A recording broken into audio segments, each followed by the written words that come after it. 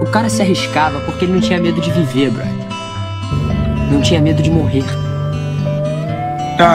É quase impossível descrever a sensação. Não tem nada que se compare. Cara, é uma coisa que poucas pessoas vão experimentar, tá ligado? É por isso que é tão especial. Ele era o cara. Todo mundo admirava, respeitava e amava o maluco. E um dia eu vou ser igualzinho a ele.